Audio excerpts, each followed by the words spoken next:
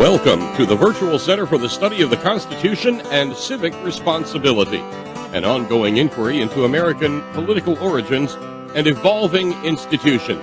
The Executive Director of the Virtual Center is Dr. Bill O'Brien. He's also your host for this continuing conversation.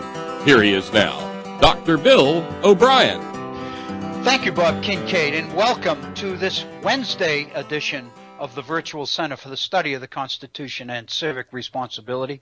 It is the 22nd day of April in the year 2015, and it is a pleasure to be with you. I'm sure those of you who listen regularly know that this is the first live program in some time. The last time we were together was a week ago Monday. I did, as I mentioned, my wife and I did some traveling to New England to spend some time with her son, daughter-in-law, and 3 grandchildren, and we had a ball. And we came back. We stayed until Monday, and we came back and got in very, very late on Monday night. And so basically, this is the first real opportunity that I've had to get back with you here at the Virtual Center, and to say that I have missed it would be the understatement of the year. I miss it. I miss the preparation. I miss the sources. I spent quite a bit of time while I was in Connecticut doing some writing. In fact, I want to share some of that with you in our program today. I would love to hear from you and hope that you will avail yourself of the opportunity to call the toll-free number, the phone number that we have. It's not toll-free, excuse me. It's area code 304-663-4676. 304-663-4676. And as we've mentioned many times, 4676 translates into Horn, H-O-R-N. If you would like to communicate directly with me via email, I would love to hear from you.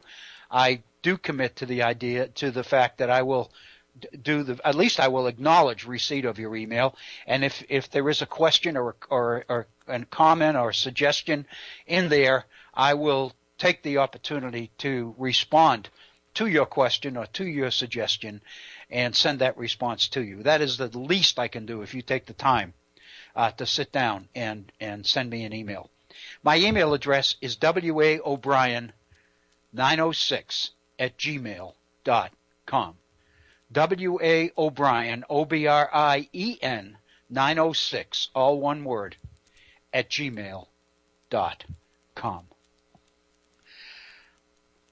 Golly, it's good to be back with you. I mean that. I'm so excited just to be here.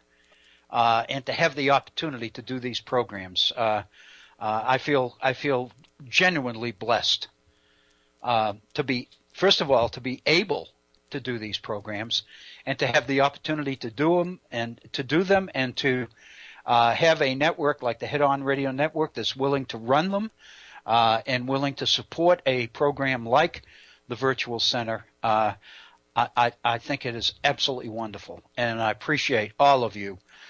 Whether you listen live or whether in fact you get it through the archives at a later date. You may some people I know record it and listen later. Some people go to the White Rose Society and get the archived programs, and they're running a couple of programs a week or whatever behind, but they get them, and I do so appreciate that.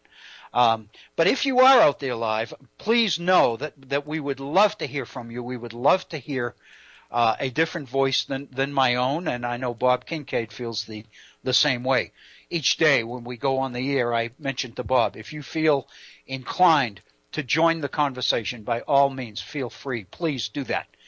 And a number of you have commented that some of the exchanges with Bob are highlights of the program. And I appreciate that as well. I very much appreciate Bob's expertise and his insights and his ability to bring focus to bear on some of these issues. Before we get into a couple of things. I mentioned some of my writing, and there's another issue that I'd like to get into. At least we can begin it today. I don't know how far we'll get, but one of the things that I really did want to do is focus on the issue of separation of church and state, religious freedom, as part of our constitutional system. I kind of moved in this area when there was so much national debate over the Indiana law, which Governor Pence, as you know, was responsible for repealing in the state of Indiana because it was being that particular law, supposedly for religious freedom, was in effect discriminatory against gays, against homosexuals, and gay and lesbian folks. And Indiana and a number of other states backed off. Basically, the point that I wanted to make, and this is a point that we made here at the Virtual Center some months ago, is all of this stems directly from the Supreme Court's decision last year in 2014, the Hobby Lobby case, as you will recall.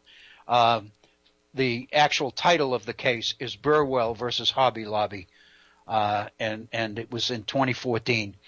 And the name Burwell is very, very close to me because this particular individual, this particular woman, is local here in southern West Virginia. She grew up in a town near here, Hinton, and she has gone all the way to her position in the White House under President Obama, and she is the litigant. She is the defendant, if you will, in this particular case filed by Hobby Lobby, and we spent some time on that decision at the time when it was rendered last year.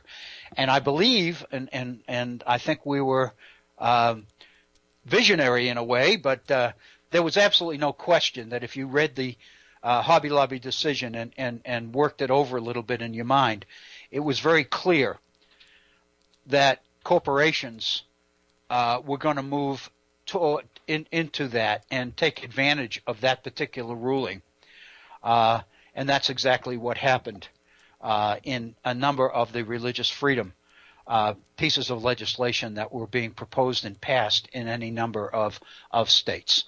But because of the discriminatory nature of Indiana's Governor Pence, even though he claimed that there was no discrimination intended at all, did indeed work his will on the legislature to repeal that particular law, and several other states did the same thing.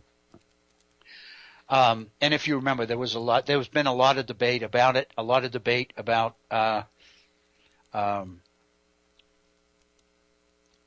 the issue of religious freedom vis-a-vis corporate responsibility when it comes to managing employees. And if, as an employer, you are providing benefits for, this was the Affordable Care Act, of course, if you're providing health benefits, the Hobby Lobby case basically rested on the particular issue of contraception, the rights of contraception for employees at Hobby Lobby, and on the one side, and the evangelical Christian sentiments of the Green family that owns Hobby Lobby on the other. And once the Supreme Court rendered its decision, it was very obvious that corporations and other entities would essentially move in and take advantage of that particular decision. And that's what we saw with these religious freedom laws being passed. And in effect, the common theme in many of them was the potential discrimination against gays and lesbians, and that was when that issue became so prominent. Governor Pence of Indiana, even though he totally disassociated himself and the legislature with any intent to discriminate, they did back off and rework the legislation. So I really wanted to work on that issue a little bit, and I thought the best thing to do is get into the 18th century religious freedom issue by looking principally at Jefferson and Madison and their behavior in the 1780s in Virginia. In fact, Jefferson initially drafted the religious freedom legislation for the state of Virginia in the late 1770s, while the Revolution was still going on. And you can see in some of the wording of the legislation that finally passes in 1786, thanks principally to the efforts of James Madison. You can see that Jefferson was very, very conscious of the fact that the enthusiasm and support for individual rights that was associated with independence, and of course he is responsible for the Declaration of Independence and the whole idea of inalienable rights, in 1776. Jefferson believed when he drafted this legislation in 1777 that the time was right because rights were on the forefront, were on the front burner, so to speak. And he believed that that was the time to initiate separation of church and state legislation, religious freedom legislation. At that time in the late 70s, however, it was blocked principally through the efforts of Patrick Henry and some of the more prominent religious leaders in the state of Virginia, many of them believing that the established church in Virginia, which is the Church of England, the Anglican Church, would be harmed materially if it could not rely on the state of Virginia to tax citizens for the support of the established church. And it's that particular piece of legislation, that tax legislation, that becomes the focus of Jefferson's religious freedom legislation, which, again, is ultimately passed much later during the Confederation period in 1786. I wanted to get into that a little bit by looking at Jefferson's ideas and attitudes towards the issue of religion and follow it up with Madison's. And so it would give us a much more solid, stable grounding, if you will, on what the founders really believed and really thought about the issue of religious freedom in America. And when cases like Hobby Lobby and these other things come up, it seems to me, it's very, very important to go back and to the roots of this whole issue, which is the passage of legislation.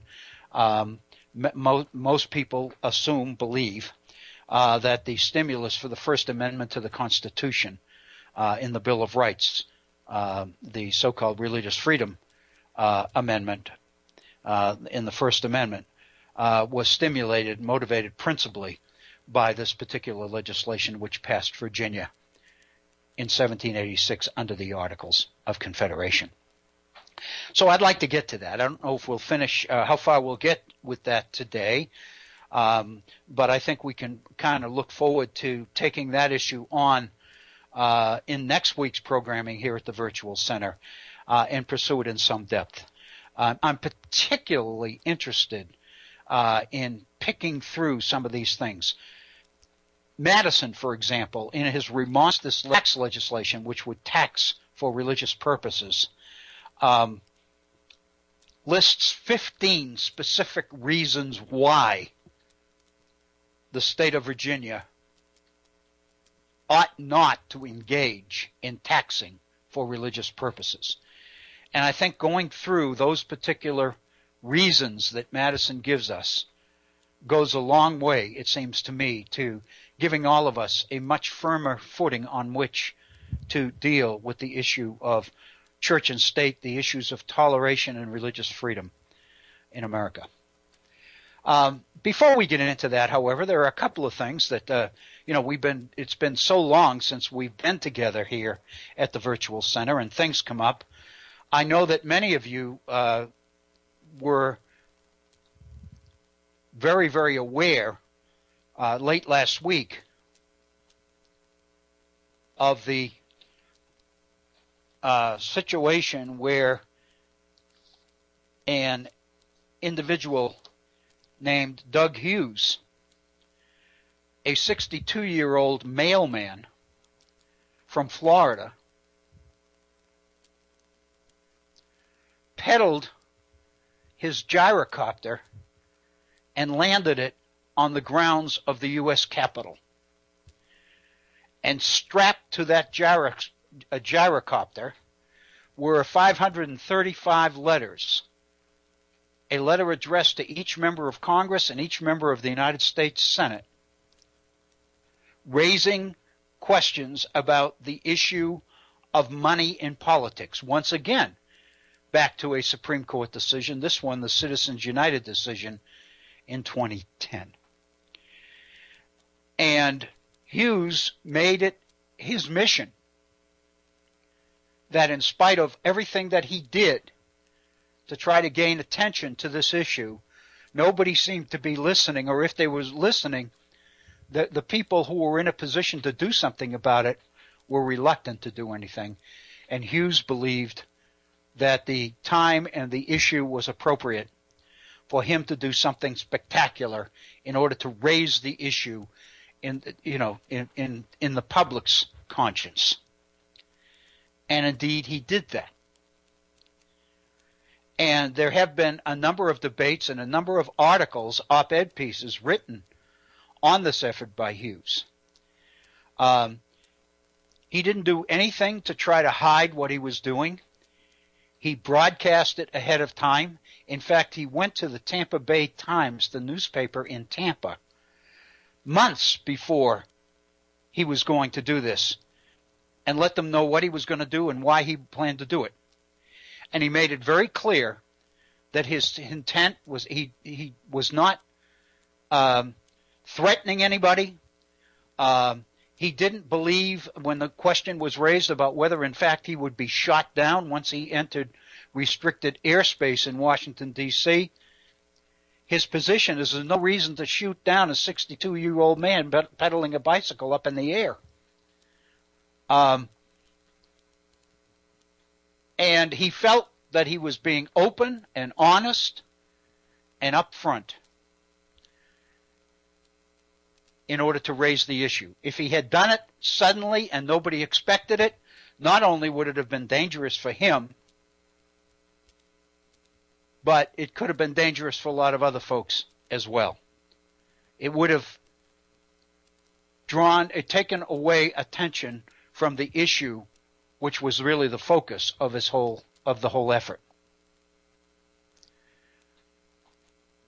I have heard people argue very, very seriously that he should have been shot down.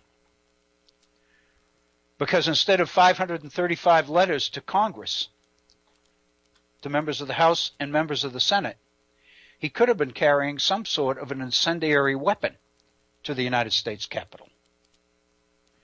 And with tour groups going through the Capitol on weekends, student groups, in fact there was one student group there at the time, student groups touring the Capitol, the potential for him coming in under the radar, so to speak,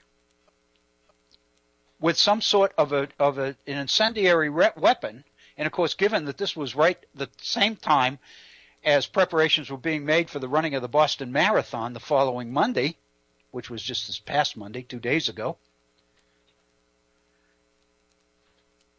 it's very obvious that with a nation as sensitive as it is to the threats of terrorism, it's in some ways miraculous that Doug Hughes was not shot down. So it seems to me there are a number of issues here, and I just wanted to raise them. I'm not going to conduct a discussion with myself. So by all means, if you have a position on this, please feel free to call us at our toll-free number. It's area code 3. I keep saying toll-free. I don't know why I've never done that before. It's area code 304-663-4676. The Head On Radio Network is not financially in a position to, at least at this point, we hope at some point in the near future we will be able to provide toll-free numbers. But at this point, it is a regular long-distance phone number, 304-663-4676. But if you want to weigh in on this particular issue, now's the time. We would love to hear from you on this. The issue, of course, is the issue of big money in politics. It's the issue of the questions raised surrounding Citizens United. It's a major issue. And I think I'm probably on solid footing to say that the more we read and the more we hear about the role that big money is playing in our political system, the more sentiment there seems to be that Citizens United was a mistake, that the court really should wished that it had that decision back.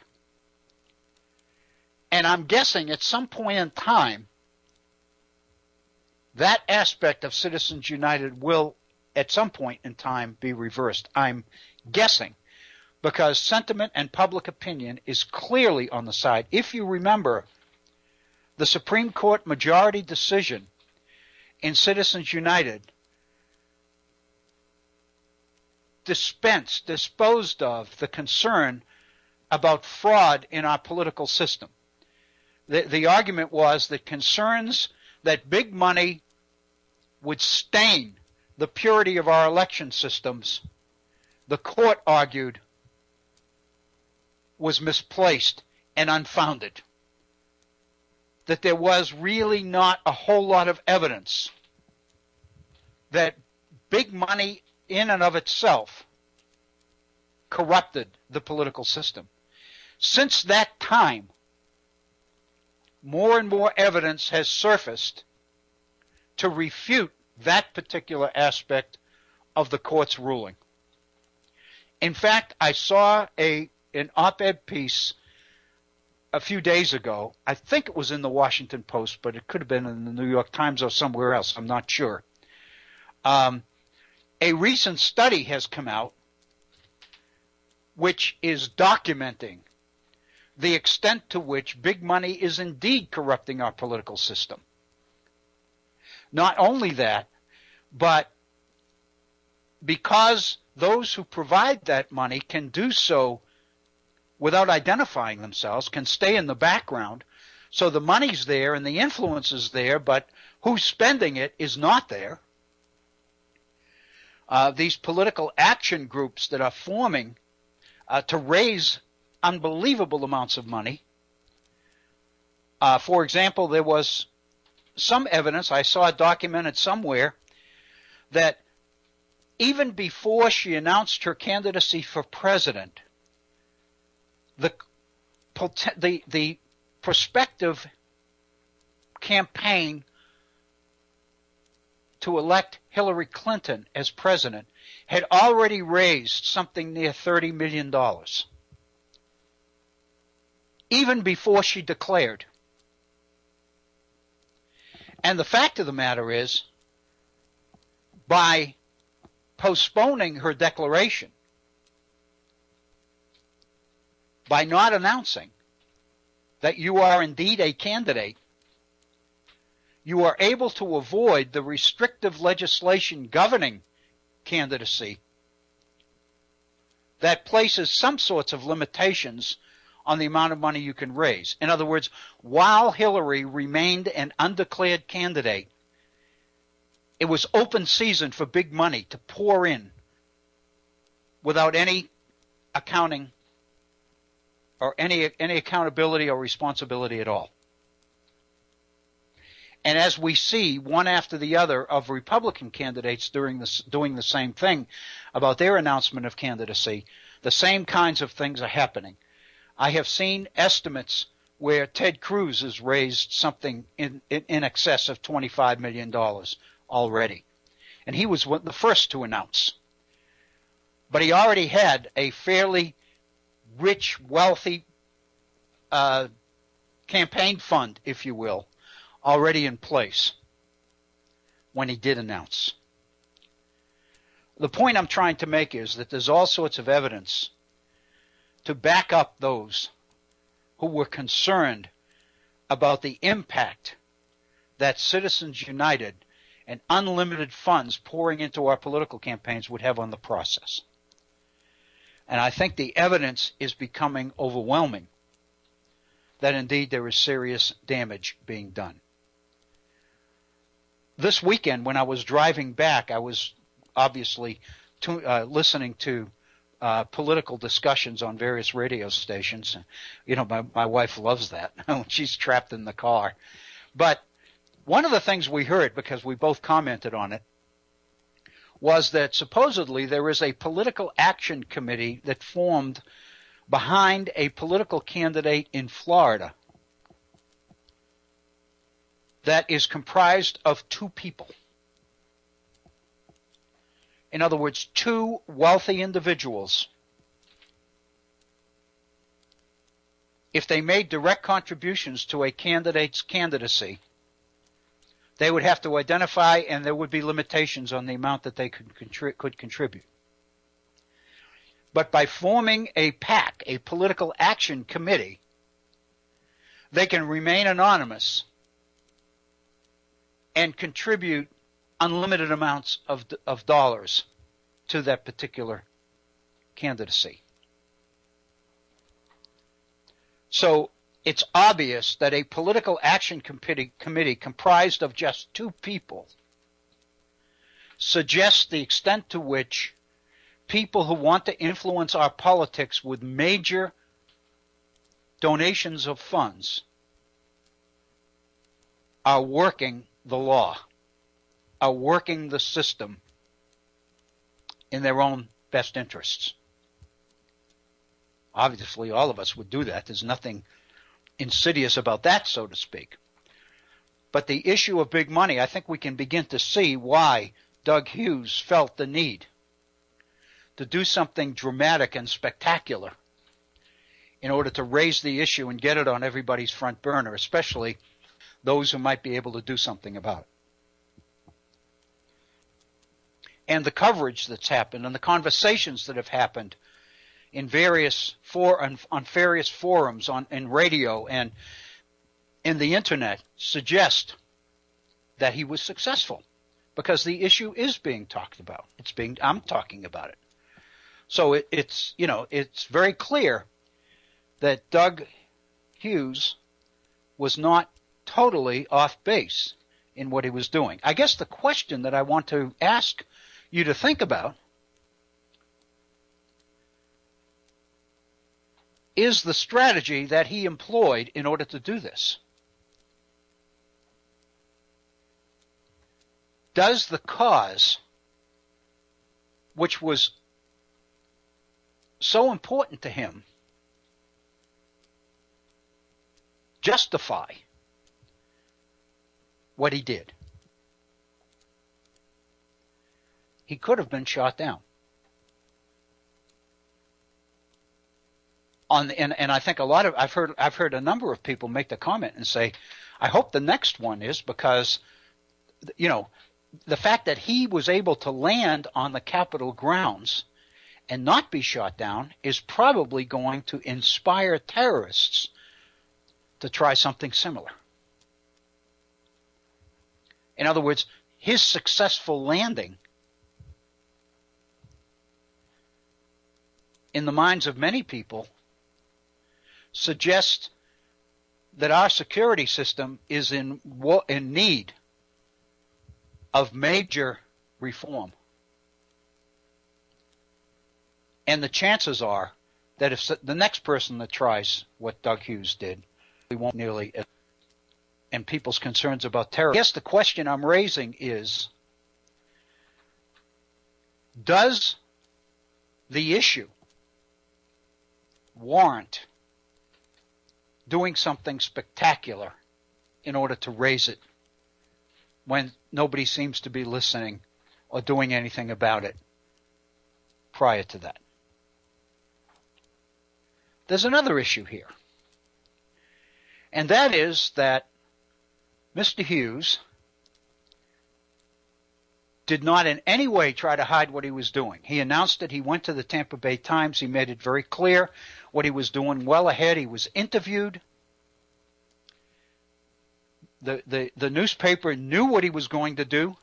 He even promised the Tampa Bay Times that he would notify them when he was going to do it. In other words, when he had decided to do it, when he had picked a day, so to speak, he would notify them that that the plans he had were going to be operative at a certain point in time. He did that. And this raises yet another issue. Because the Tampa Bay Times was on top of the story well before it unfolded. But the newspaper really didn't do anything to alert anybody else. They kept it to themselves. Which in effect meant that when Doug Hughes made his flight, and from what I recall, he flew from Gettysburg, Pennsylvania, to the Capitol. It took him about, I think, 20 some odd minutes. He told the Tampa Bay Times that he would let them know when it was going to happen. So one would think that there would be all sorts of media attention at the Capitol when he arrived. But there wasn't. What there was a reporter from the Tampa Bay Times and a photographer. Because obviously the Tampa Bay Times had decided that they were going to hold on to this story in order to monopolize it. So that raises some questions. It's very obvious that Doug Hughes went to the Tampa Bay Times because he felt that this was his way of getting out to the media in general what he planned to do. But the Tampa Bay Times decided that this was a good story and there was really no reason to share it with other newspapers, television, cable, news, or any of those other outlets. So it was only when Doug Hughes announced that he was in the air, in other words, within a half an hour when he was due to land, only then did the Tampa Bay Times release the information. It had already had people on site to cover it. That raises serious questions of journalistic ethics, it seems to me. So I guess what I'm saying is this issue has a number of different directions and a number of different handles that make it relevant. I think it raises questions about how one is heard in this republic. Obviously, big money, if it's defined as a form of speech, which we know it was, suggests that the people who donate the most money speak the loudest. How does a 62-year-old mailman from Tampa, Florida, make himself heard in this republic, short of doing something spectacular like he did? Is that a problem? Is there opportunity there for finding ways to give people the opportunity to be heard in meaningful ways in our system?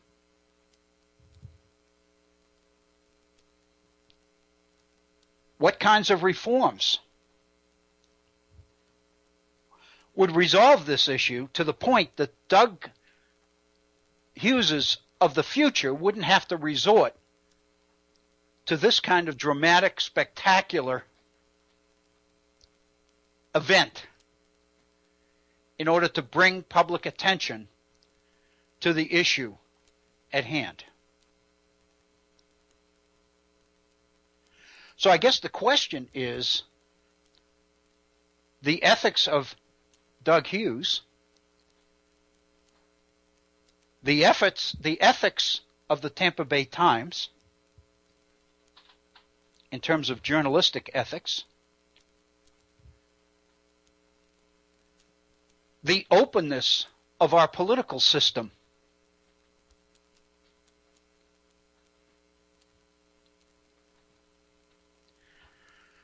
the openness of our political system. I'm going to pause for one moment here.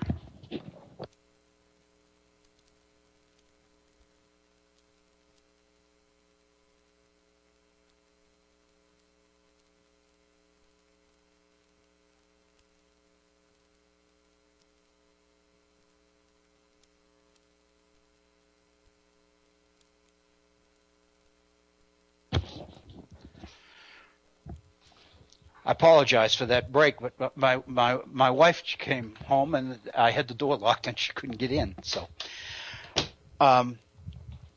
again, I think the issue, it seems to me, has a number of different directions or a number of different handles that we could latch onto. It raises the issue of openness in our republic. It raises the issue of how average citizens can feel that they are being listened to and being heard in our political system. It raises the issue as to whether only those with big money are heard in our political system. It raises the issue going all the way back to the 18th century. There are some people who believe that that was the original intent in the beginning, that all money does is define the people that Madison and the other founders felt had the most to say and ought to be heard in this republic. It raises a number of questions and a number of issues. In fact, it raises the very issue of the republic itself, the nature of the republic. And as I've mentioned in previous programs here at the Virtual Center, I've been involved in recent months, since we've been doing the Virtual Center here now for better than 2 years, in trying to do some writing, and I'm focusing more and more and more on the nature of the republic. I have introduced here in one of our programs not too long ago, several weeks ago, the issue of redefining civic education in our society. It seems to me civic education as to how it traditionally has been defined in this republic has not really done the job. And maybe part of the reason that it's not done the job is because of the way we've gone about it. Maybe our entire education system itself needs to be looked at. And once we look at it carefully and we scrutinize it, then perhaps what we're talking about is the kind of educational reform, the way we educate our people, if we change it to be more substantive and more meaningful, then in the process, almost automatically, we will be engaged in a redefined approach to civic education.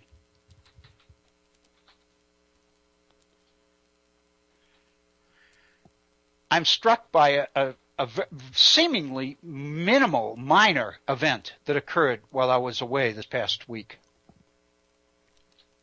At the time this happened, I made the point to my wife and my stepson and others, and they kind of nodded and said, "Makes perfect sense to me." And I hadn't really thought about it since I came back.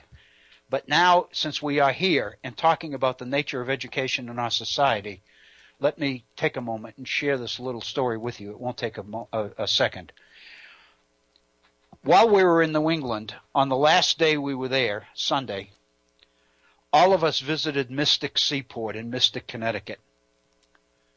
For those of, if any of you are from the East, you probably have heard of Mystic. It's an old whaling seaport, and they have restored buildings, and they have period actors in period costumes of the late 19th century. In other words, the target year was 1876, right at the end of Reconstruction, when Mystic was really booming. as a whaling center and as a seaport. And it's quite a tourist attraction. It's well worth the day, I felt. In the process of touring that facility, we were waiting for, at the end of the day, we were waiting for a 1-hour program that was being offered in the planetarium. It was on outer space. It was on the stars and the planets in the planetarium that they had there. And it was scheduled to begin at 4. And so we waited around about 20 minutes or a half an hour outside the planetarium until it opened, until they were seating people for the program at 4. And across from the main entrance to the planetarium, there were 3 wooden boats, sailing craft, built and on the lawn. And it was obviously a child's playground. And there were these 3 boats. And while families were waiting to go into the planetarium, their kids were taking advantage of crawling around and crawling all over these boats, these wooden boats that were there. That's what they were for. It was like a play gym in a way. There were 3 boats. And I made the point to call attention to this, both to my wife and to the rest of us. We all noticed this. All the children were on one boat. And the other 2 boats were almost totally ignored. Yet there were dozens of kids crawling all over this 3rd boat. And my wife actually made the comment to me and said, look at how all the kids seem to be on the same boat.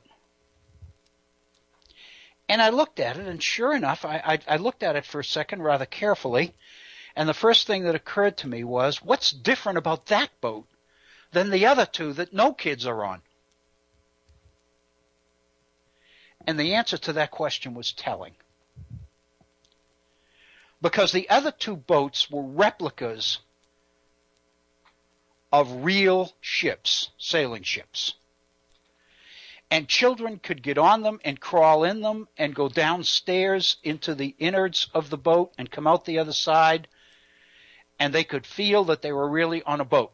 But all they could do is walk through it, in this door, out that door, etc., etc., down this trap door, up this flight of stairs, etc., etc. But the 3rd boat, the one that was getting all the attention from the kids, had masts and rigging, rope riggings on it. Kids were actually climbing up the masts on the rigging. And kids were standing on the masts, not only the masts going straight up, but they had masts going out. And they had ropes on the top which youngsters could hold on to while they walked out on to the edge of the mast, if you will. The difference, to be very, very blunt about it, the difference was that in 2 of the boats, children had the opportunity to see what a ship looked like. But in the 3rd example, in the 3rd boat, the one that was getting all the attention, kids had an opportunity to experience the reality of climbing up the rigging and standing at the top and looking down on everybody else and walking out to the end of the horizontal mast and holding on to the rope. The difference was dispassionate, removed education by looking at life as opposed to living it. And I made the comment when we all were talking about this. I said, if that doesn't tell you where we ought to be going in our education system, nothing else will. Look where the kids go.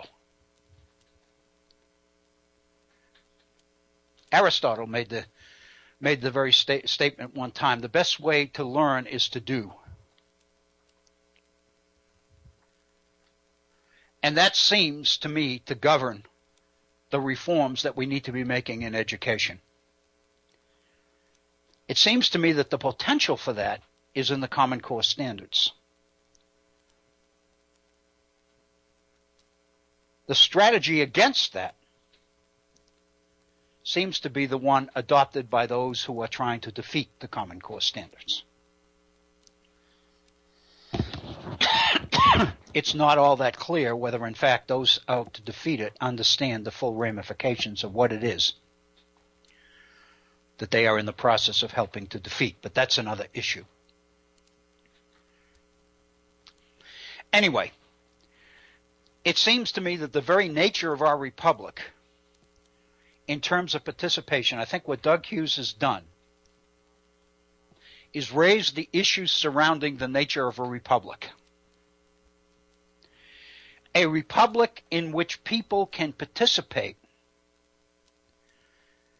as opposed to a republic in which people can actually affect what happens, can become involved in decisions, can actually do something.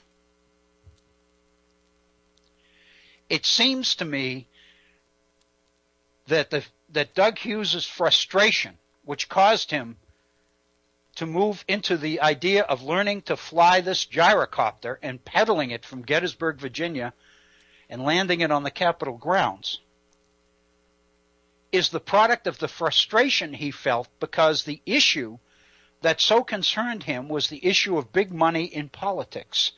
And nobody who could do anything about it seemed to care or seemed to be listening.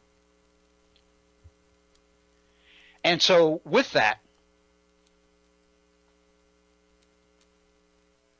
I think what we have here is the challenge of better understanding the nature of our republic and better understanding the political process by which citizens participate in this republic. After all, that's the definition of republic that nobody questions. Everybody, no matter where they come down on the issue of the nature of the republic, all agree that what makes a republic unique is the ability of the people to participate in it. Whether, in fact, that participation is meaningful or not, it seems to me, is another question. And that's a question that really warrants serious consideration. With that, and we're moving toward the top of our first hour, we're at 48 minutes, so we've got about 10, 15 minutes here, more or less, before we take our break. And that gives us a little bit of time to get into this a little bit. So let me share with you some of the thoughts that I've had in recent days and weeks in terms of the republic. Some of this is material that we've touched upon and focused upon. Not just touched upon, but actually focused on here at the Virtual Center. What I'm trying to do, is pull it together in a way which makes sense to people. And one of the things I would ask you for is your input, your reaction to this. And when I've done this kind of thing before, people have responded, and I appreciate it. They've sent me emails. A couple of people have specifically called in to voice their opinion, but a number of others have used email to say, I think it's a good idea, you ought to do this, you ought to do that. And I so appreciate that. And I welcome it. I solicit it. What was really motivating this particular initiative of mine to write is the issue of negative politics.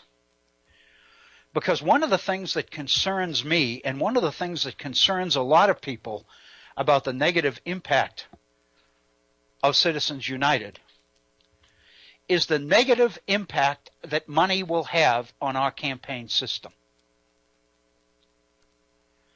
One negative aspect of big money in our campaign system, of course, is that it discourages people from participating. It causes people to stay home. It causes people to not become involved because they feel that it's a waste of time because nobody's going to listen to what they're saying anyway. I think Doug Hughes and his gyrocopter are a perfect example of that sense of futility that seems to drive so many people away from participation in our political system. Another aspect of big money in our campaign system that contributes to what people generally claim is negative politics is the degree to which candidates have access to the kind of money that they need to criticize and attack their competitors. It's very difficult to run a meaningful campaign and to compete effectively with other candidates when some of them have access to unlimited funds and some of them don't. That is the aspect of negativism in politics that led to the idea of campaign finance reform legislation like McCain-Feingold in 2002, which established caps and said nobody can contribute more than so much to a candidate or to a campaign. But as we know, Citizens United has all but obliterated McCain-Feingold and all but obliterated the idea of campaign reform and limits on campaign spending. So that's one aspect. That's another aspect, negative aspect, of the impact that big money is having in our political campaigns. Namely, that it gives some candidates the kind of funding they need to develop and design attack ads, which cause them to attack their competitors and basically say, the reason to vote for me is look at the negative that you're dealing with in my opponents. In other words, instead of using money to educate the public on what you will do if elected and what you stand for, more and more big money tends to fund negative politics, using it to attack the credibility and the candidacy of your opponents. I think that more than anything is the definition of negative politics that critics of Citizens United tried to make before the court. That's the idea of negative politics that the opponents of Citizens United built their case around before the Supreme Court. Obviously, they did a fairly good job because the decision was 5-4.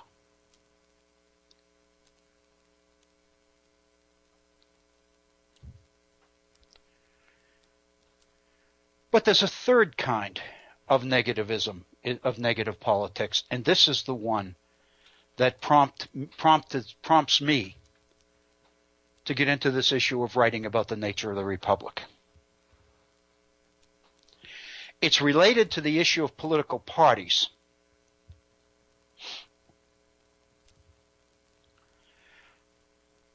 But I would suggest to you it's negativism in a different light. Specifically, it's negativism in the form of big money to defeat incumbents who do not toe the line and vote the agenda. Think in recent years of some of the most prominent, prestigious, and effective members of our government who have been defeated in campaigns. And most people will attribute those defeats to the so-called Tea Party.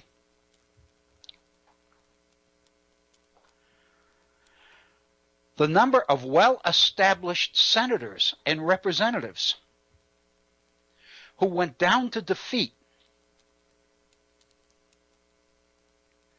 because they irritated certain individuals or interests. And Citizens United makes it possible for those interests to pour big money into campaigns in order to get the alternative candidate elected and to defeat the incumbent. We talked a couple of weeks ago about the letter to the government of Iran signed by 47 Republican senators. Did it occur to you at all? Is it possible that 47 people in the United States Senate could totally agree on the same particular position associated with the Obama administration's negotiations with Iran in order to trying to achieve some sort of nuclear accord? Where are the mavericks? Where are the outliers? Where are the people that break ranks, that vote their conscience, that don't vote according to the party line? Where are they? In other political democracies in the world, responsible parties are a given in those political systems. In other words, each party has an agenda, and when you vote as a citizen, as a voter, you vote for the party's agenda. You do not vote for the candidate at all. Because if the party commits to implementing that particular agenda, then by voting the agenda, you, the voter, the citizen, are actually involved in decision making. You are saying, I want that agenda rather than that agenda or this agenda. And of course, what this does is create splinter parties and third parties and single issue based parties and all the rest of it. In other words, it's a very splintering kind of political behavior. But the fact of the matter is, those who vote are voting for something. They know what they're voting for. They're voting for issues. And they're saying, if this party gets elected, these people who have this label, this party label, commit to implementing this particular agenda. And if they don't, then the party leadership bounces them and replaces them with somebody who will vote the party line. We know that. There are democracies around the world who feature that kind of political democracy. But our two-party system is different. We've always argued that our two-party system promotes compromise, promotes deliberation, promotes negotiation, brings disparate interests together. And that's the advantage of the either-or two-party system, is it forces political agendas toward the center, towards the moderate position, rather than the extreme position, whether it's extreme left or extreme right. That's always been, at least believed, that was the strength of our two-party system as opposed to the responsible parties available throughout the developed world. But now what we find is big money is really changing the name of the game. Because the sources of that money, the interests which are pouring that kind of money into our campaign system, have their own agenda. And what they are saying to candidates is, I will give you, or we will give you all the money you need to get elected, provided you support my agenda. But if you don't, if you get elected and then don't vote according to the party, to my agenda, then I will use whatever money is necessary to make sure you don't get reelected. That's an approach to negative politics, which we don't hear a lot about. But we know in the past that there have been prominent candidates. I'm thinking of the former head of the House Finance Committee from the Richmond area in Richmond, Virginia, who was defeated in this last election, this past fall, in 2014 rather, by a novice in politics who teaches at a local university outside Richmond. Unknown, relatively unknown, but obviously he had all the money he needed to oust the incumbent, one of the most prominent members of the Republican establishment in Washington. He's now a lobbyist in Washington, so he's obviously not on the breadlines or anything. I wouldn't worry about him. But this particular kind of negativism, I would suggest to you, is associated with the big money in politics. It's directly associated with Citizens United. But my point is, it materially changes the nature of our political system. It is these interests, these sources of big money, that have been able to take control of state legislatures and to win governorships in state after state after state. The one thing that these candidates have in common is that they are all new. They don't have track records. They don't have political experience. There's nothing to run against them on because they don't have any history, any record. What they do have is money. And so these groups use that money to attack the incumbent and get these people elected. But the bottom line is that money got you elected, and that money can get you unelected if you don't go along with the agenda, the group. Think back to our programs over the last couple of weeks when we were talking about ALEC, the American Legislative Exchange Council.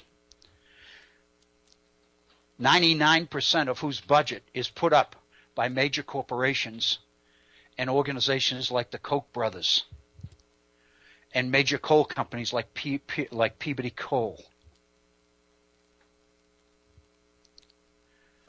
And putting together sample legislation that they are farming out to various state legislatures and asking the people that they put into office with their money to implement and to enact these particular kinds of legislation. I would suggest to you that this is not positive, do business kind of politics. This is the worst kind of negative politics because it flies in the face of all that our two-party system in this country is about. That's what prompted me to take up pen and to begin to try to trace some of the origins, 18th century founders' origins of the nature of our republic, and to try to lay out for a general public what we're dealing with here and why it's so significant. We have gone beyond the top of the hour. It's 4 minutes after the hour. We're going to pause and take a 5-minute break, and gives everybody a chance to go out and take a break or have a cup of coffee or Coke or a glass of water or iced tea or whatever. And then we'll come back. If you are inclined to sound off or to voice an opinion on this particular issue, then that would be a wonderful way to begin our second hour. But first, we're going to pause here at the Virtual Center for the Study of the Constitution and Civic Responsibility. It's 5 minutes after the hour, 5 minutes after the hour of 2 in the East. We will be back in 5 minutes, and then we'll have our second hour, and we'll begin to look a little bit about the 18th century substantive origins about the nature of our republic. But first, a break. Please stay tuned. We'll be right back.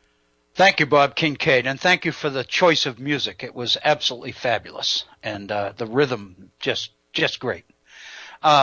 Welcome to Hour 2 of the Virtual Center for the Study of the Constitution and Civic Responsibility on this Wednesday, the 22nd day of April in the year 2015. If you are just joining us, welcome. If you have been with us from the beginning of our program, I want to thank you for staying with us. Basically, what that suggested, I didn't do anything during the first hour to drive you away.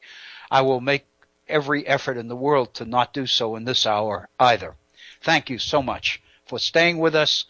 And for those of you who are just joining us, thank you for your continued support, not only of the Virtual Center, but also of the Head On Radio Network. We invite you to call in and share your ideas, your thoughts, your concerns, your considerations. Our number is area code 663-4676. 304-663-4676.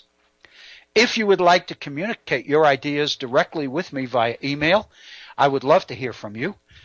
My email address is waobrien906@gmail.com.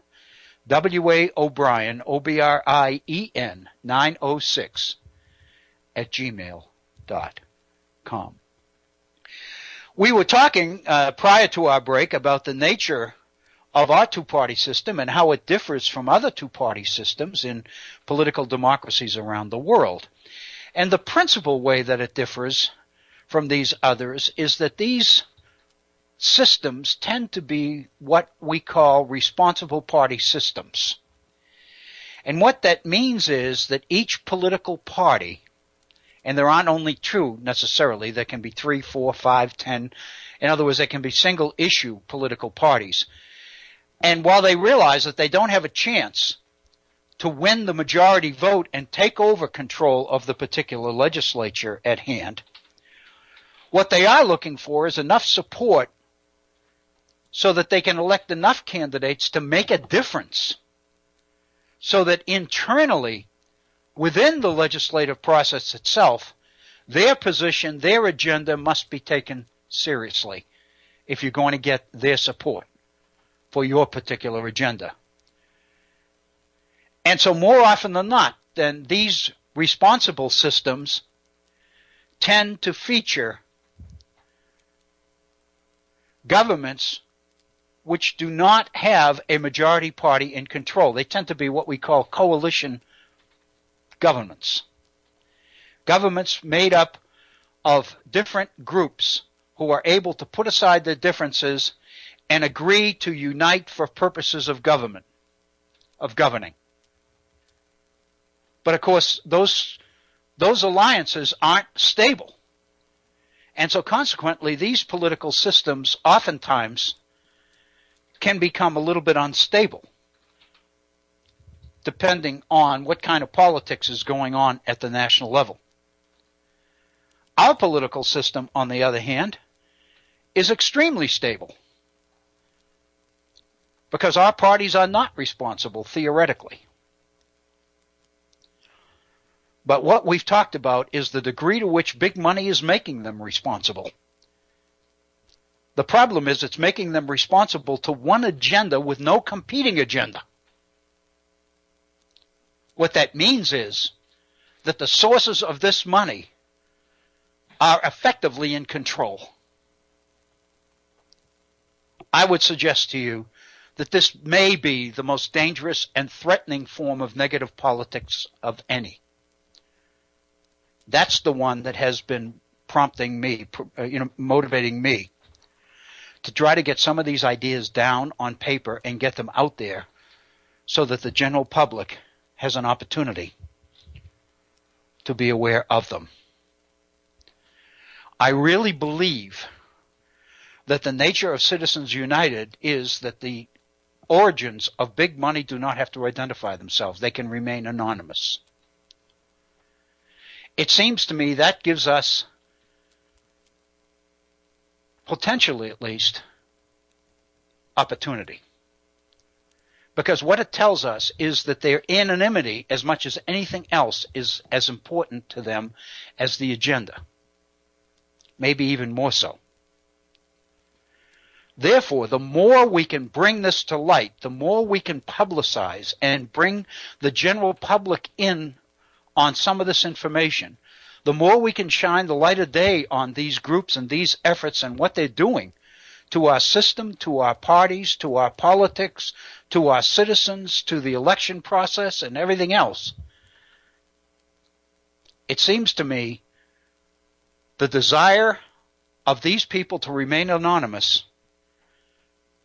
is our tip-off. It's our signal as to where they are most vulnerable. And that is education and public information,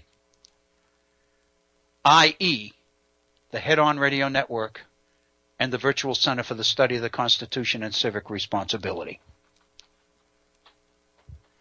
Many of these other programs and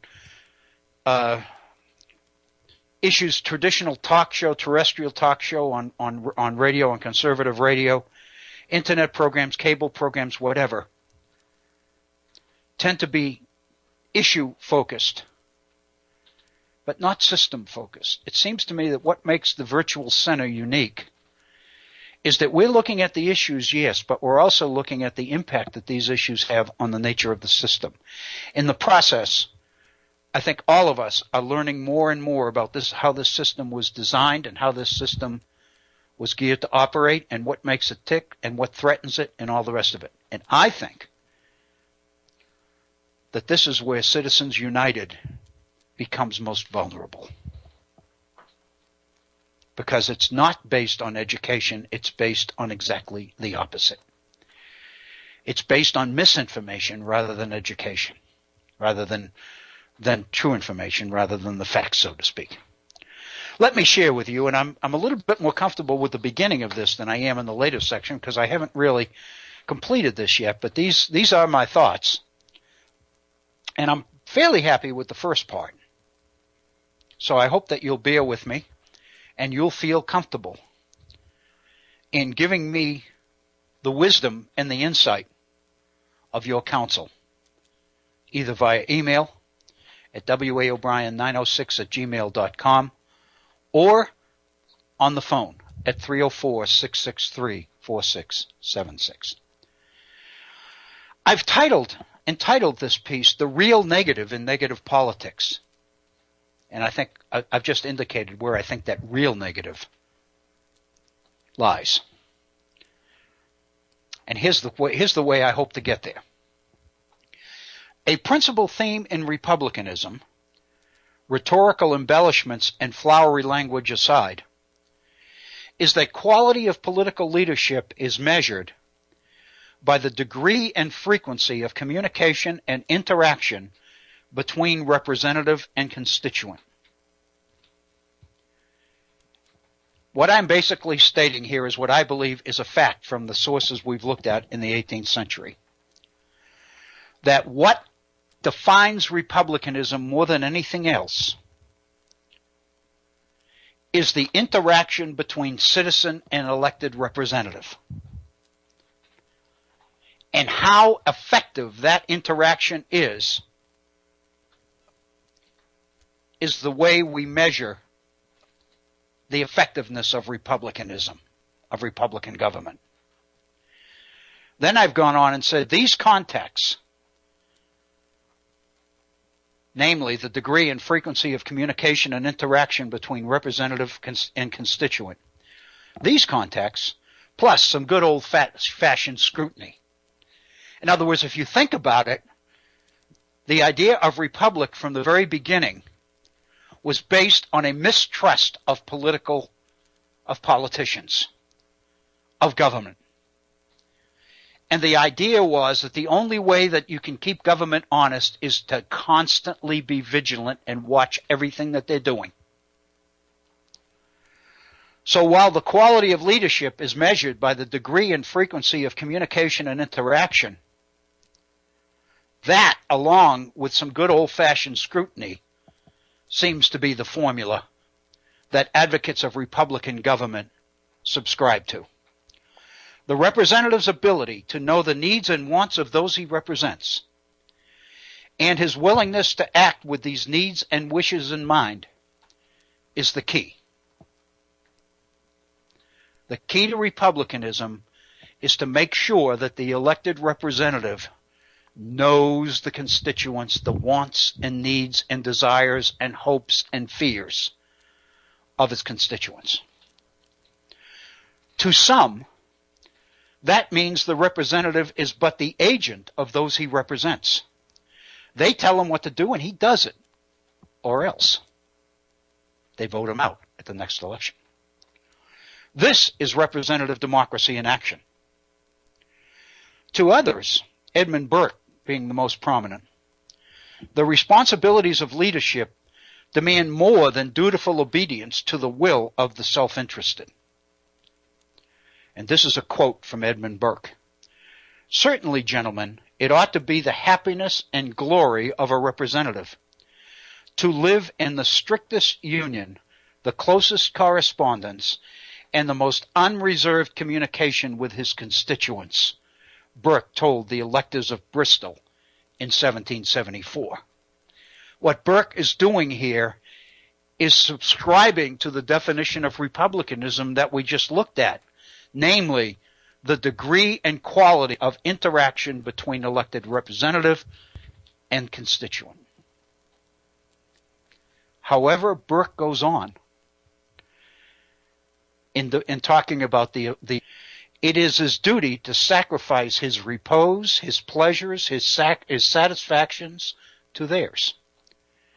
In other words, the good representative in a republic will sacrifice his own will to what he knows they need and they want. It is his duty to sacrifice his repose, his pleasures, his satisfaction to theirs. And above all, ever and in all cases, to prefer their interests to his own. This I've underlined. But his unbiased opinion, his mature judgment, his enlightened conscience, he ought not to sacrifice to you, to any man, or to any set of men living, unquote. In other words, what Burke is saying is that while the communication between representative and constituent needs to be frequent and needs to be meaningful, and the needs and wants and desires and hopes and fears of constituents need to take a priority in the mind of the representative, when push comes to shove, it's the representative who decides. Burke says his unbiased opinion, his mature judgment, his enlightened conscience, he ought not to sacrifice to you, to any man, or to any set of men living. Ultimately, the call is his, Burke is saying. This is what I've written. Though quite different in terms of who does what, both scenarios demand a republic that is small. Familiarity, nurtured always by frequent interaction and effective communication, be it give and take on the one hand or just give on the other, are essentials of republicanism. In other words, whether you subscribe to Burke's definition of the good representative, or whether you subscribe to the idea that the representative should be the agent and do what the people tell him to do, irrespective of which side of that equation you fall on, the fact of the matter is, in order to be effective, a republic must be small, so that the representative can know the constituent, so the constituent can know the representative. On that, both sides agree. Small is the ideal republic, according to Montesquieu in his The Spirit of the Laws. And this is a quote from Montesquieu.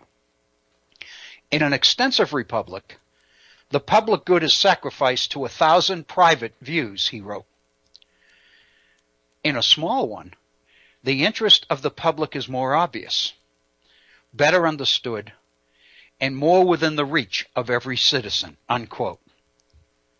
This, then, was the model for the Articles of Confederation, the principal reason for placing power in state legislatures, close to the people, where government could be scrutinized, behavior monitored.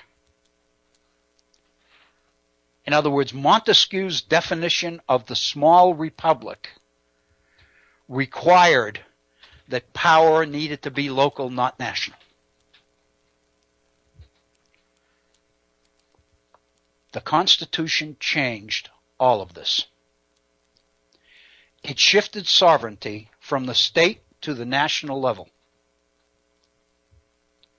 far enough away from the people that they could no longer organize and dictate to their representatives. That, in turn, transformed the representative into decision maker. In the absence of a majority to direct him, he became responsible for sorting through the conflicting wants and opinions from a greater number and variety of individuals and self-interested group. It was his unbiased will, mature judgment, and enlightened conscience that ruled the day. It made every decision his. So up to this point then, what I'm suggesting is that ratification of the Constitution mandated that Edmund Burke's definition of republicanism, of the proper role for representative, would become the operative one under the Constitution. Montesquieu's idea of the representative as merely the agent of the people who elected him,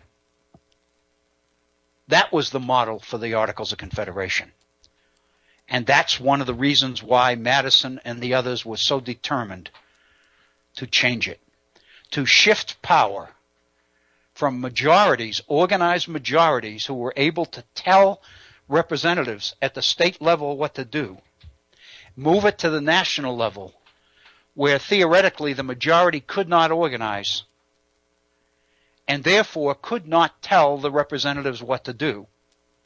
Consequently, it's the representatives that ended up making all the decisions.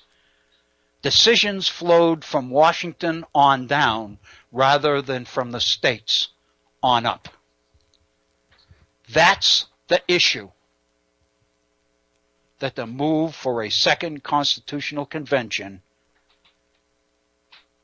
is trying to change. That's what this whole thing is about. The Balanced Budget Amendment is the hook. That's the cover. That's theoretically the reason. That's the thing everybody can organize and rally around. But the real issue here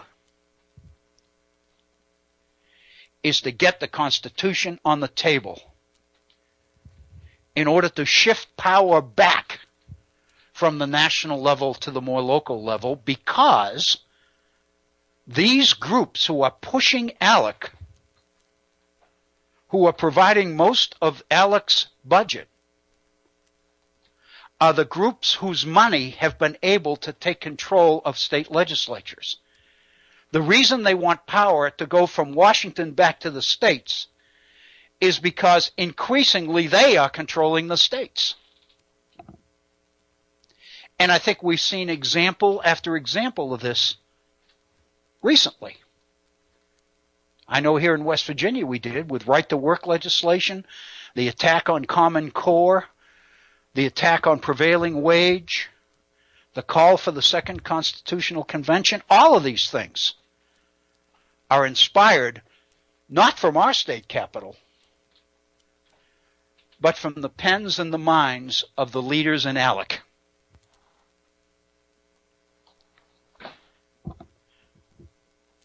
Back to my text. Though this shift in power was politically momentous, in the interests of ratification, Madison effectively downplayed its significance by insisting that republicanism was not sacrificed with ratification. In other words, was not sacrificed in the process. Madison continued to argue that we still had a republic, even with the Constitution. Size, Madison explained, was not really what defined a republic. And this is a quote from Federalist number 39, James Madison. So long as government derives all its powers, directly or indirectly, from the great body of the people, and is administered by persons holding their offices during pleasure, for a limited time, or during good behavior, unquote, then we have a republic. So Madison is arguing size doesn't have anything to do with it. It's the right of the people to participate. If you have participation in electing representatives,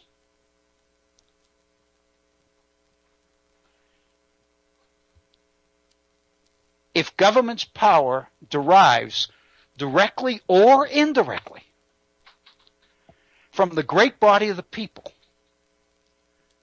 in other words, from the consent of the governed, if government governs by the consent of the governed, and if people have the opportunity to elect, to choose those who represent them, Madison insists we have a republic.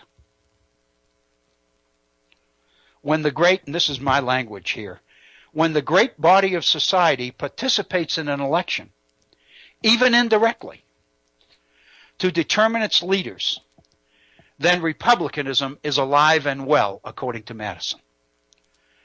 Those who disagreed, he argued, were but naysayers, alarmists driven principally by politics and self-interest. In other words, what Madison is saying in the Federalist Papers is those who are arguing that we have lost the republic if we ratify the Constitution are merely trying to alarm the people, frighten the people. There's no substance to it. Madison says we still have a republic. As long as people can vote, and as long as government's right to govern stems from the great body of the people, directly or even indirectly, then we still have a republic. This enlarged sphere idea, this is Madison's Federalist number 10, this enlarged sphere transition from agent to trustee, explored so eloquently by Madison in Federalist number 10, redefined the representative's role from dutiful servant to a definition of the general welfare defined by others, into the independent architect of a public interest that he himself defined. To promote the general welfare, which of course is one of the 6 major ingredients in the preamble to the Constitution, that's supposedly what the Constitution is all about, to promote the general welfare in this rather convoluted, seemingly abstract context, turned out to be anything but that. It redefined republicanism from citizens making decisions into an indirect, campaign-driven process, no less active, but much less substantive, where citizens chose those who would make decisions in their name. The result, transformed popular government that citizens could actually control into appreciably more predictable government that citizens might influence with their votes, but could never control. Madison's seemingly impossible challenge in Federalist number 10, and this is one of the key lines from Federalist number 10, to secure the public good and private rights against the danger of such a faction, an organized majority, and at the same time to preserve the spirit and the form of popular government, unquote, gained new meaning with these changes to republicanism. Participation became more the essence of democracy than a means to achieve it. Democracy became more focused on process than substance, linked more to the way citizens behaved than to the fairness of the election's outcome. Even more disturbingly, Madison unwittingly, I believe it's unwittingly, provided fodder to extremists on the right when he linked protection of private rights to the public interest. And when he basically defined the role of government, the principal role of government, as, quote, to secure the public good and private rights against the danger of a faction, such a faction, the danger of a majority.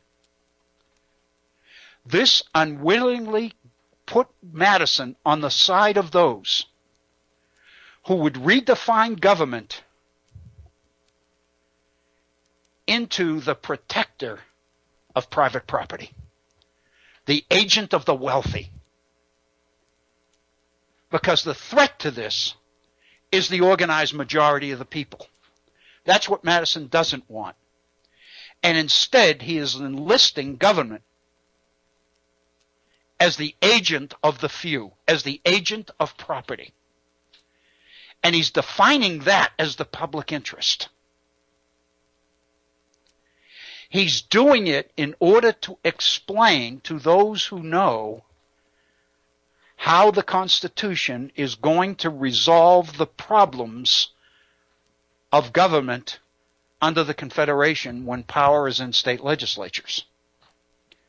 And his vices of the American political system laid out the problems of state sovereignty, the problems of government when power was on the state level. It was too susceptible to organized majorities. By moving it to the national level, you effectively redefine the role of the representative from obedient servant of the people who elected him into the ultimate decision maker for the people who elected him. That's the benefit, the advantage of what Madison called in Federalist Number 10 the enlarged sphere.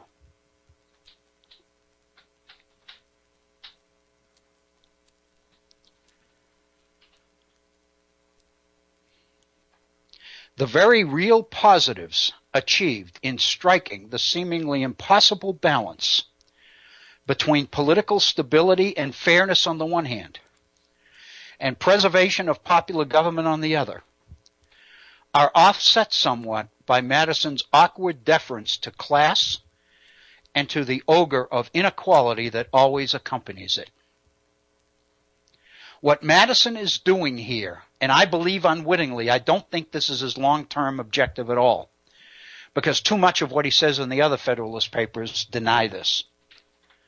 What he is effectively doing is redefining government as the protector of private property against organized majorities, against the poor.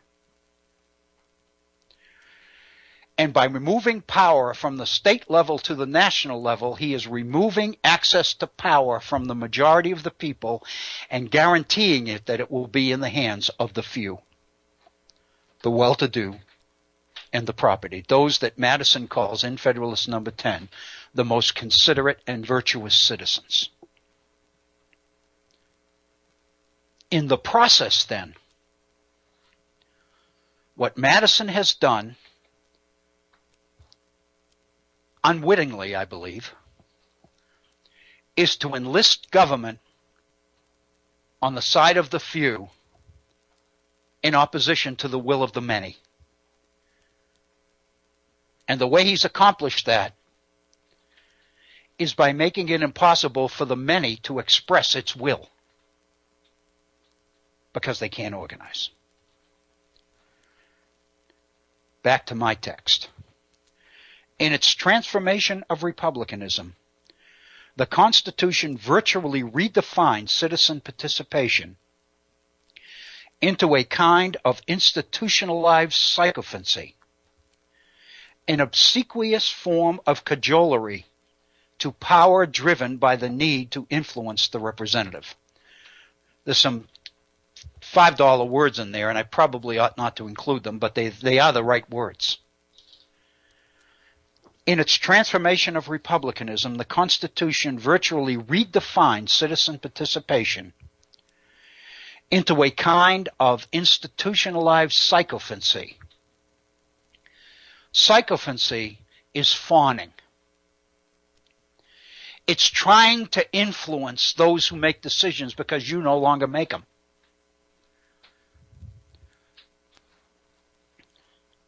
Doug Hughes, when he flew his gyrocopter from Gettysburg to the Capitol last week, was trying to be heard in a system which he believed made it impossible for him to be heard. That's essentially what I'm concluding here. This is what I'm saying. That in this transformation of republicanism, what the Constitution does is redefine participation.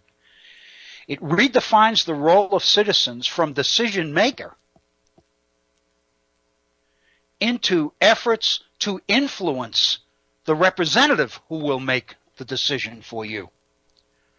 Therefore, it turns government into a kind of institutionalized sycophancy. Sycophant, for lack of a better term, is butt kisser. It basically institutionalizes ass kissing and makes it part of our political system. Madison didn't intend that. But that's effectively what the reality is. An obsequious form of cajolery driven by the need to influence the representative. It turned voting from citizen participation that was meaningful into an impersonal, rather dispassionate, thumbs up, thumbs down testimonial to the legislative behavior of elected officials and often empty promises of candidates. When we vote, what we're doing is giving a thumbs up or a thumbs down to what the person we're voting for or against is doing. That becomes what the vote is. And I think, in part, it explains why some people feel that it's a waste of time. Most significantly, once cultivating influence became institutionally necessary behavior in this republic, once participation alone became the operative definition of citizenship and political democracy in America, the logic of organized political parties to educate and motivate citizens, recruit candidates, and solicit votes was inevitable. Once the Constitution redefined what the elections were all about, then the two-party system becomes the institutional way that the system functions, carries it out. It educates and motivates citizens, makes them aware of what the issues are. Parties help to recruit candidates, and they help to solicit votes and get their position elected. So also was the infusion of big money into elections logical here. Campaign finance caps, inspired by concerns for the process, kept big money at bay for a time. Of course, McCain-Feingold 2002 is an example. All that was missing was a Supreme Court that was willing to give its imprimatur to the process. Under the guise of free speech and corporate personhood, Citizens United accomplishes exactly that. What the Supreme Court did was ratify this process, this definition of voting, this definition of citizen behavior.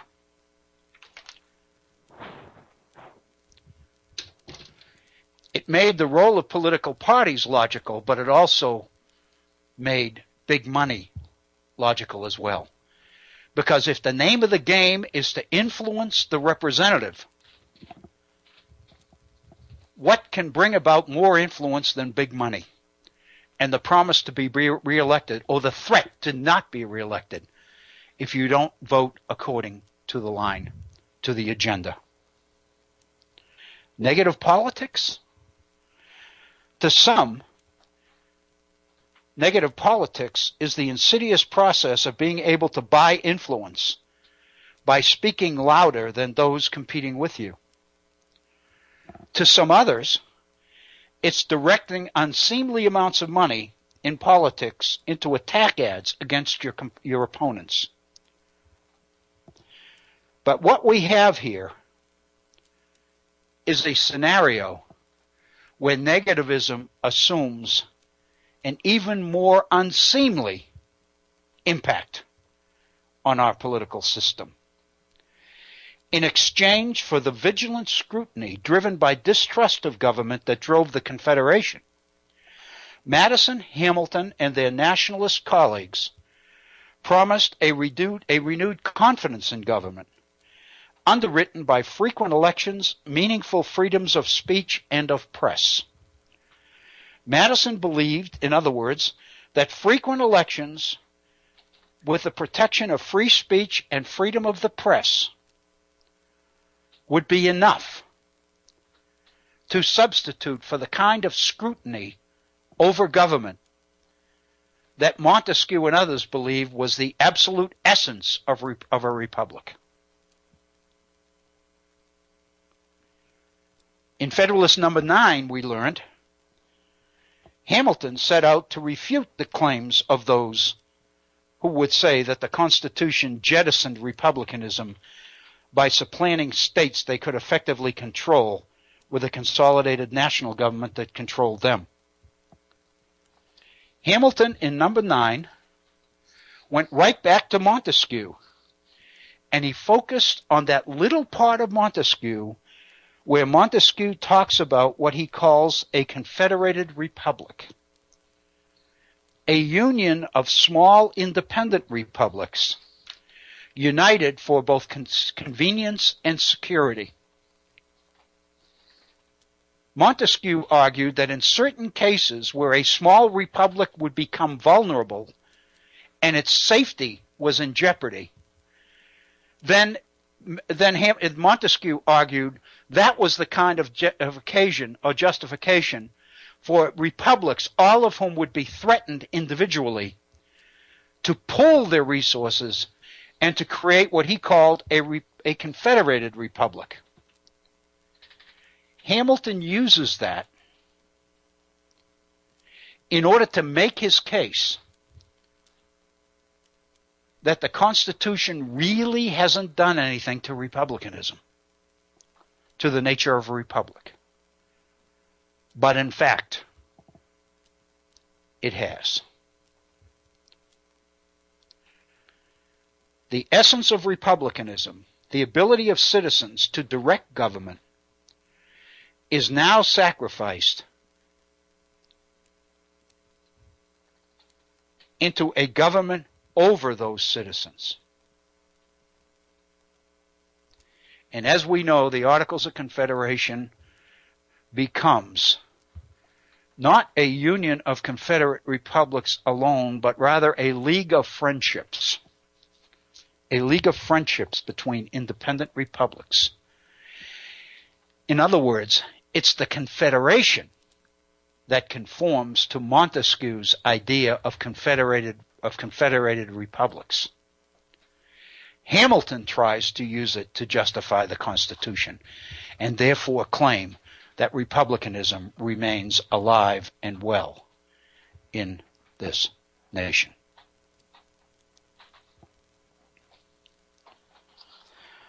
I've offered this thought, and you can take it or leave it, but this is what I've said. Most people believe that Citizens United opened the floodgates to moneyed influence. But in truth, that influence seems mostly to be used to browbeat recalcitrants and produce unanimity in straight ticket voting within government itself. How ironic that straight ticket voting is being removed from election ballots so that citizens can't do it. But little attention is being made to straight ticket voting within the halls of our legislatures, our state legislatures. There are no outliers. There are no mavericks. There are no ethically driven individuals who are willing to stand up against the agenda on principle. If they do it, if they do, then these sources of big money will bring as much money to bear as it takes to make sure that these people aren't reelected. And we can think of all sorts of examples where this has happened in recent years. The decision, for example, of the woman senator from Maine not to run for re-election because of the influence of big money. Wyoming Senator Simpson decision some time ago to not run for re-election because they are unwilling to conform to the demands of big money. The defeat in Utah of a long-sitting member of the United States Senate, a very influential member of the Senate, for a relative newcomer.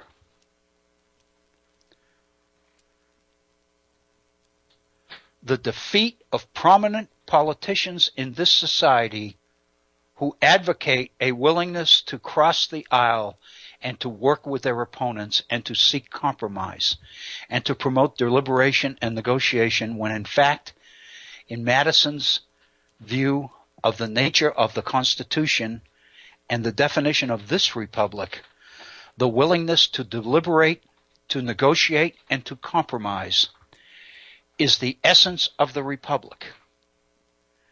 And to make it impossible to do that is literally to destroy the republic that the Constitution created in this nation. In Federalist number 49, and we covered this recently, this is James Madison. The strength of opinion in each individual and its practical influence on his conduct depend much on the number which he is supposed to have entertained the same opinion. What Madison is saying in his objections to a constitutional convention in Federalist number 49 is that individuals by themselves are timid and cautious, maybe even a little shy. But when they find out that there are large numbers of people who agree with them, they become much braver, much bolder, much more brazen. Madison says the reason of man, like man himself, is timid and cautious when left alone, and acquires firmness and confidence in proportion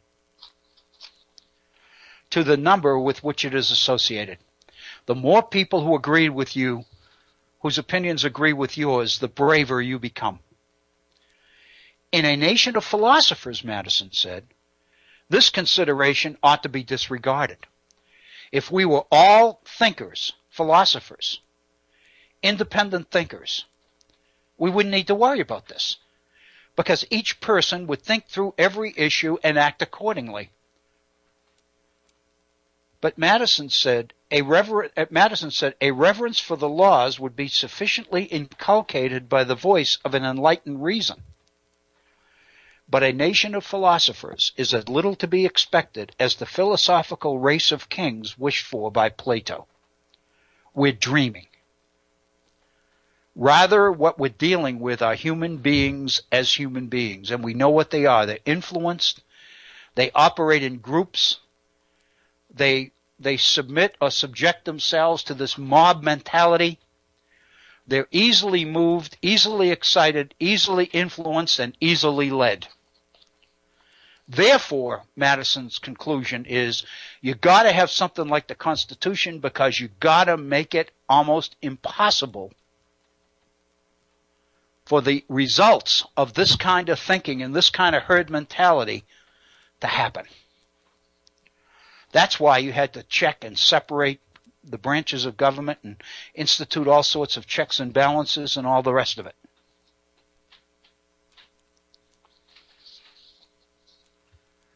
So basically, the argument that I am making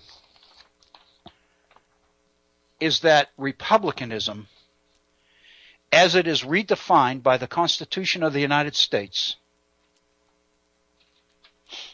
effectively redefines the role of the citizen from that of potential decision maker to voter who is being given the opportunity to choose the person who will make the decision that he used to be able to make himself. It's indirect participation. But Madison covered his bases there by saying as long as the body of government is functioning in accordance with the right to govern from the large body of citizens, as long as the people are consenting to be governed, to use the phraseology of the Declaration of Independence, as long as citizens are consenting to be governed by the results of the election. And how do they do that? By voting. If you vote, it may not be nearly as important who wins the election as it is that you vote. Because in registering your vote, you are agreeing to live with the results of the election. You are agreeing to go along with the majority of the votes determining which candidate will represent you.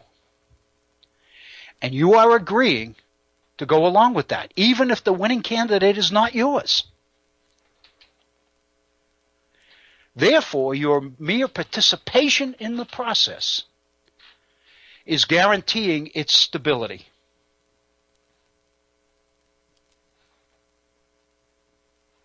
And that's very, very important to keep in mind. But as we finish, because we're 57 minutes after, we only have 3 minutes left before our 3 o'clock program. 3 o'clock program in the East begins here on the Head On Radio Network.